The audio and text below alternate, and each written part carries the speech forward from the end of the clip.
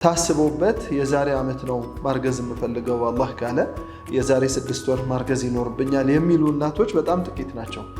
የጀርባ አጥንታቸው ያለው ስፓይ አንዳንድ ጊዜ ጎድሎ ሊወለዱ ይችላሉ። የግፊት ችግሮች አሉ፣ ጽንሱንም እናትየውንም ሊጎዱ የሚችሉ። ስለዚህ ከሁለት አንዱ እናትርፍ ነው ብዙ ጊዜ የሚባለው በሕክምናው።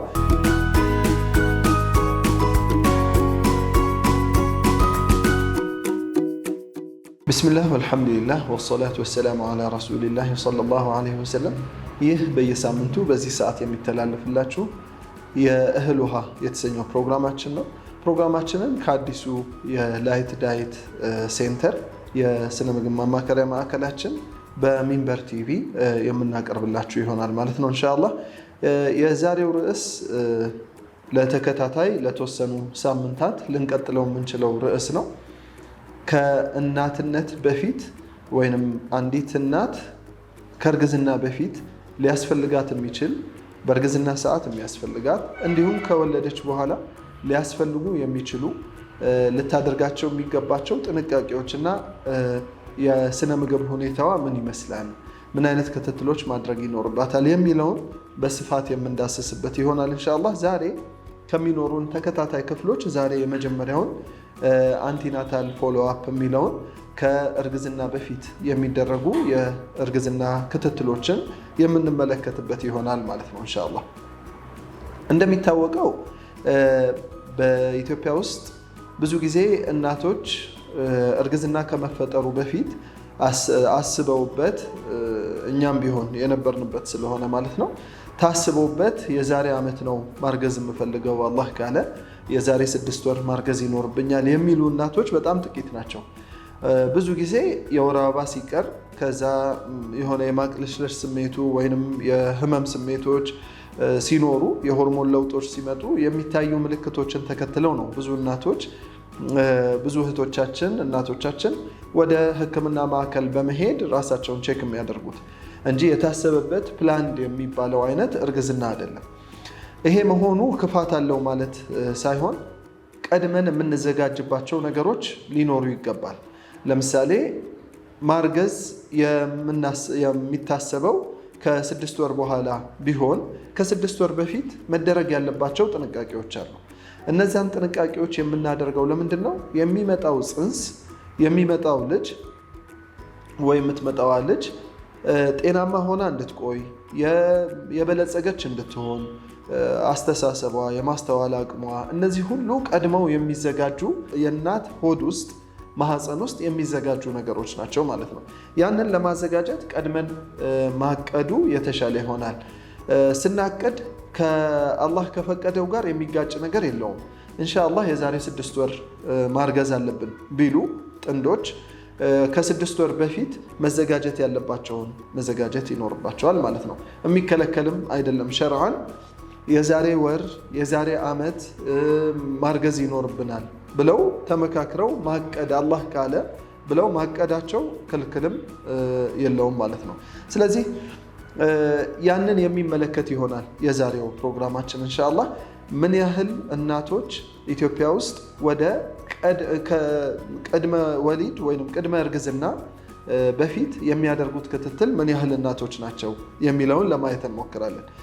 በቅድሚያ ይህንን ቁጥር ስናይ ምን ያህል እናቶች እየመጡ እንደሆነ በዚህ ጉዳት ምክንያት ባለመከታተላቸው ወይም በመከታተላቸው ምክንያት ደግሞ የተገኙ ጥቅሞች ምን ምንድን ናቸው የሚለውን የምናይ ይሆናል ማለት ነው አላህ ካለ። በኢትዮጵያ ውስጥ ያው የኢትዮጵያን ከማንሳቴ በፊት የዓለም አቀፉን ለማንሳት እሞክራለሁ ኢንሻአላህ። በዓለም አቀፍ ደረጃ እናቶች ወደ ክትትል ከእርግዝና ቅድመ እርግዝና በፊት የሚያደርጉት ክትትል ከ65 እስከ 75 በመቶ ይገመታል። ከመቶ እናቶች 65ቱ ከእርግዝና በፊት የሚደረገውን ክትትል ሊያደርጉ ይችላሉ ማለት ነው በዓለም አቀፍ ደረጃ። አንዳንድ ያው እንደየሀገሩ ይለያያል። በጣም የበለጸጉ ሀገሮች እስከ 90፣ 80፣ 85 ድረስ ሊደርስ ይችላል። 95ም ሊደርስ ይችላል። አሁን ባለው ዳታ ወደ በኋላ ስንመለስበት ያላደጉ ወይንም በማደግ ላይ ያሉ ሀገሮች ደግሞ 20 በጣም አነሰ ከተባለ ደግሞ ከፍ አለ ከተባለ እስከ 30% ሊደርስ ይችላል ማለት ነው። የነዚህ አቬሬጅ ተወስዶ ከ65 እስከ 75 እናቶች በመቶ የሚሆኑ እናቶች ወደ ቅድመ እርግዝና ክትትል ሊሄዱ ይችላሉ ማለት ነው። ይሄ በዓለም አቀፍ ደረጃ የሚኖር ያለ ቁጥር ነው። በዚህ ክትትል እጥረት ምክንያት ብዙ እናቶች እንደሚጎዱ የተለያዩ ዳታዎች ይታያሉ ማለት ነው። በአፍሪካ ስናይ በ64 በመቶ እናቶች 64 በመቶ ወይንም ከመቶ 64 የሚሆኑ እናቶች የቅድመ እርግዝናን ክትትል አያደርጉም ይላል። በተለይ በማደግ ላይ ያሉ የምንላቸው በጣም ሰብ ሳሃራን አፍሪካ የምንላቸው አካባቢ ያሉ ሀገራት ኢትዮጵያን ጨምሮ ማለት ነው 64 በመቶ የሚሆኑት ወደ ክትትል አይሄዱም፣ ቅድመ እርግዝና ክትትል። ይሄ ማለት ወደ 36 በመቶዎቹ ሊሄዱ ይችላሉ እንደማለት ነው። የኢትዮጵያን ስፔሲፊካሊ ስለምናየው ማለት ነው ኢንሻአላህ። በዛ ምክንያት የሚመጡ በጣም ከፍተኛ የእናቶችም የህፃናትም ሞት ይከሰታል ማለት ነው የሰብ ሳሃራን አፍሪካ በምንላቸው ሀገራት ውስጥ። ወደ ኢትዮጵያ ስንመጣ 78.5 በመቶ የሚሆኑ እናቶች ወደ ክትትል አይሄዱም። ቅድመ እርግዝና ክትትል ወይም እርግዝናው ከተፈጠረ በኋላ ራሱ የሚሄዱት ወደ 22 በመቶ የሚያክሉት ብቻ ናቸው ይላል። ይሄ እንግዲህ በጣም ከባድ ቁጥር ነው። ወደ 78.5 በመቶ የሚሆኑት ወደ ቅድመ እርግዝና ክትትል ወይንም ቅድመ ወሊድ ክትትልም አይሄዱም ማለት ነው። ክትትልን በሁለት እንከፍለዋለን። ቅድመ እርግዝና የምንለው አለ፣ ቅድመ ወሊድ የምንለው አለ። ድህረ ወሊድ ደግሞ ከወለዱ በኋላ ያለው ማለት ነው። ቅድመ እርግዝና የምንለው ቀደም ብለን እንዳነሳ ነው ከዚህ ጊዜ በኋላ ማርገዝ እናስባለን ብለው አላህ ቃለ የሚያስቀምጡት ጊዜ ነው።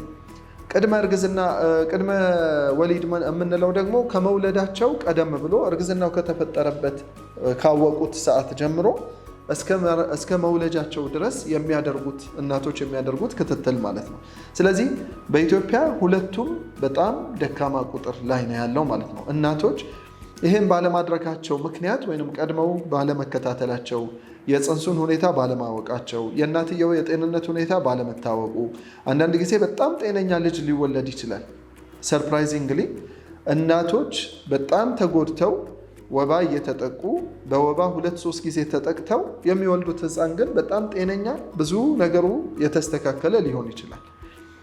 ይሄ አላህ ሱብሓነሁ ወተዓላ ሲፈቅድልን የሚሆን ነገር ነው። ብዙዎቹ ግን እናቶች ከተማም ላይ በቅርብ የገጠሙኝም ኬዞች ስላሉ ነው።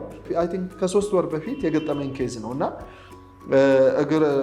እንደ ትላንት ክትትል አድርጋ ነው የመጣችው እንደ ትላንት እና አጋጣሚ እግሯ እያበጠ ምናምን ነው የሄደችው። ግን ሐኪሙ ብዙም የሚያስቸግር ነገር ስለሌለ ተብሎ ብዙ ነገሮች ቼክ ተደርገው ኖርማል የሚያሳየው ውጤት ስለበዛ በ2 ሳምንት እንገናኝ ተባብላለች። ያለችው ተርም ላይ ነው። የመጨረሻው 8ኛው ወር አካባቢ ነው ያለችው እና 8 ወር ከሆኑ ሳምንታት አካባቢ ሄደች። ይሄንን በሚላት ሰዓት ኖርማል ነው ተመለሰች። ሌሊቱን በጣም ተጨናንቃ አፍኗት ነው ያደረችው እና እኔ ጋ መጣች። አጋጣሚ ስትመጣ የነበራት ሁኔታ ጥሩ አልነበረም። ኦክሲጅኗ ዲቴሪዮሬት አድርጓል፣ ኦክሲጅን ወርዷል። እግሯ በጣም ብዙ ከፍ ያለ ኤደማ ምልክቶች አሉ፣ ፒቲንግ ኤደማ። እነዚህ ነገሮች ብዙ ጊዜ የምንፈራቸው ኤክላምሺያ፣ ፕሪ ኤክላምሺያ የምንላቸው በእርግዝና ሰዓት የሚከሰት የግፊት ችግሮች አሉ፣ ጽንሱንም እናትየውንም ሊጎዱ የሚችሉ። ስለዚህ ከሁለት አንዱ እናትርፍ ነው ብዙ ጊዜ የሚባለው በሕክምናው። ቢቻል ሁለቱንም ማትረፍ፣ ካልሆነ ግን እናትየውን ማትረፍ ግዴታ ይሆናል ማለት ነው እና በቆይታዋ የገጠማት ነገር ስትነግረኝ እያፈነኝ ነው የመጣው። በአጭር ሰዓት ውስጥ ነው ማፈኑ የተባባሰው እና ስትመጣ ኦልሞስት ብዙ ፈሳሽ ሳምባዋ ላይ መቋጠር፣ ከዛም አልፎ ኩላሊቷ ውሃ መቋጠር፣ እነዚህን ምልክቶች ወዲያው ነው ያየ ነው እና አልትራሳውንድ ላይ የነበራት ክትትል ላይ ሩቲን ስለነበር በየሳምንቱ በየ15ቱ እንደዛ ስለነበር አልትራሳውንዱን በየጊዜው አይደለም የሚያያት የነበረው ሐኪም እንደነገረችን ከሆነ በ3 ሳምንት በ4 ሳምንት እንደዛ ነበር እና በትላንትናው ሰዓት በነበራት ክትትል አልትራሳውንድ አልታየችም። በጣም ቶሎ ሊገኝ የሚችሉ ችግሮች ማለት ነው። እና ከ15 ቀን በፊት ነበር የታየችው። ሐኪሙም ያንን ኮንሲደር አድርጎ ነው የሸኛት። ጥሩ ማኔጅመንት ነው። ስትመጣ አጋጣሚ እነዚህ ተደረጉ እና በአስቸኳይ ሪፈር ነበር ያደረግናት። እንደሄደች አድሚት ተደርጋ ወዲያው ኦፕሬሽን ነው የገባችው እና በሰላም ተገላግላ ከዛሬ 2-3 ቀን በፊት ክሊኒክ ተገናኝተናል። በሰላም ተገላግላ እሷም ልጇም ጤነኛ ሆነው ማለት ነው። እና እንዲህ አይነት የክትትል ውጤቶች ምንን ያመጡልናል? ጉዳታችንን ይቀንሱልናል። ስለዚህ በተቻለ መጠን ክትትላችን የእናቶች ክትትል የተስተካከለ ትክክለኛ የሆነ መሆን ይኖርበታል ማለት ነው። ወደ 78.5 ወደ ክትትል አይሄዱም ብለናል። ተጨማሪ ደግሞ እርግዝናው ገፍቶ መጥቶ ወደ 7 ወር 8 ወር ወይም ሰርድ ትራይሚስተር የምንለው ሶስተኛው 3 ወሮች የምንላቸው ውስጥ 42.3% እናቶች ብቻ ናቸው ወደዛ አካባቢ ላይ ወደ ሐኪም ቤት የሚሄዱት ይላል። ይሄ እንግዲህ ችግሩ ምንድነው? መጨረሻ ላይ የሚወለደው ህፃን ወይም የምትወለደው ህፃን በቂ የሆነ ክብደት ላይኖራት ይችላል። ለተለያዩ በሽታዎች የተጋለጠች እንድትሆን ወይ እንዲሆን ሊያደርገው ይችላል። ከዛም አልፎ የእናቶችን ሞት ይጨምራል። ይህን አይነት ክትትል ባለማድረግ ምክንያት ማለት ነው። ገጠር ላይ ብዙ ጊዜ የሚከሰቱ ችግሮች አሉ። የእኛን ኮንሲደር ስናደርግ እኛ በነበርንበት ሰዓት ብዙ ጊዜ እኛ በተወለድንበት ሰዓት የተወለድነው አብዛኛዎቻችን ቤት ውስጥ ነው የተወለድነው። ባህላዊ አዋላጅ አለ፣ አዋላጅ እናቶች አሉ። ምልክቱን ሁሉ በደንብ ያውቁታል። የተገለበጠ ሲሆን በጭንቅላቱ ሲመጣ፣ በመቀመጫው ሲመጣ፣ በእግሩ ሲመጣ እያንዳንዱን በምልክት በመነካካት የሚያውቁ እናቶች አሉ። የነበሩት እናቶች እንግዲህ አላህ ጀዛቸውን ይክፈላቸው፣ በጣም ጥሩ አዋላጅ ሐኪሞች ነበሩ ማለት ነው። ከዛ አልፎ ግን አሁን ላይ እየመጣ ያለው ነገር ምንድን ነው? ከኑሮ ሁኔታችን አንጻር የስራ ልፋቱ ድካሙ፣ ብዙ እናቶች 4-5 ከወለዱ በኋላ ብዙ ጊዜ የሚገጥመኝ ክሊኒክ ላይ ከፍተኛ የወገብ ህመም አላቸው። በጣም የተጎዱ ሆነው ነው የሚያሳድጉን። ካሳደጉን በኋላ ለራሳቸው ብዙ አያስቡም እናቶቻችን። ስለዚህ ምንድን ነው የሚሆነው ማለት ነው? ብዙ ጊዜ የተጎዱ አይነት ከዛ በኋላ ሊጠገኑ የሚችሉበት ነገር በጣም ከባድ ይሆናል።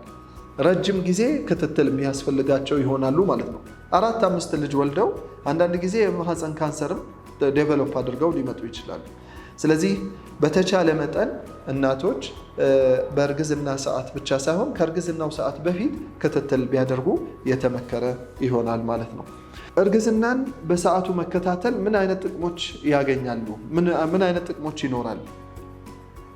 ከእርግዝና በፊት መከታተል፣ ከዛ በእርግዝና ወቅትም መከታተል፣ ከዛ በኋላ ከእርግዝና ወይም ድህረ ወሊድ በኋላ መከታተል ምን አይነት ጥቅሞች ይኖሩታል? አንደኛ በአሁን ሰዓት ፎሊክ አሲድ የምንለው ንጥረ ነገር በጣም እያነሰ መጥቷል ብዙ እናቶች ላይ።